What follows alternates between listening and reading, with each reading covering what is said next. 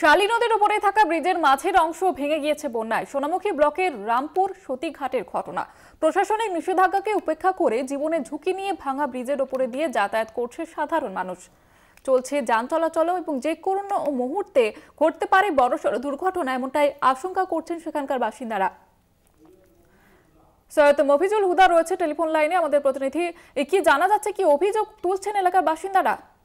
দেখো, গত কয়েক মাস আগেই শালী নদীর উপরে থাকা যে ব্রিজের মাঝের অংশ বন্যার জলে ভেঙে যায় এবং তারপরে প্রশাসন বেশ কিছুদিন সিভিক ক্যাম্প করে ওখানে যাতায়াত বন্ধ করেছিল। তারপরে মাঝে প্রশাসন একটি সাইনবোর্ড লাগিয়েছেন যে যাতে এই ব্রিজের ওপরে ভারী যানবাহন সহ এলাকার মানুষ পারাপার না করে, যাতে যে কোনো সময় দুর্ঘটনা। কিন্তু সেই প্রশাসনের নির্দেশকেই বুড়ো আঙুল দেখিয়ে একের পর এক গাড়ি যাতায়াত করছে এবং সাধারণ মানুষরাও জীবনের ঝুঁকি নিয়ে পারাপার করছে।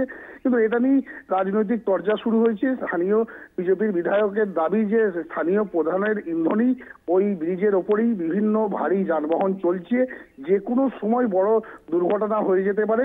তিনি বলেছেন, আমিও ঊর্ধ্বতন কর্তৃপক্ষ জানিয়েছি যাতে দ্রুতই ব্রিজের সমস্যার সমাধান হোক। ওই ব্রিজের কারণেই 30টা গ্রামের সঙ্গে সোনামুখী শহরে সহ বাঁকুড়ার একদম যোগাযোগ বিচ্ছিন্ন হয়ে পড়ে রয়েছে এবং এই যে ভারী যানবাহন যাতায়াত করছে তাতে যে কোনো সময়ই বড়সড় দুর্ঘটনা ঘটতে পারে, এমনটাই আশঙ্কা করছে স্থানীয় বিজেপি বিধায়ক দেবাকর ঘরামি।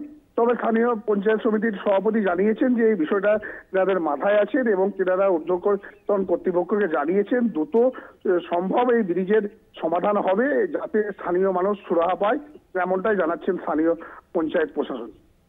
ধন্যবাদ জানাবো তোমাকে মফিজুল। আমাদের সঙ্গে টেলিফোন লাইনে ছিলেন প্রতিনিধি সৈয়দ মফিজুল হুদা।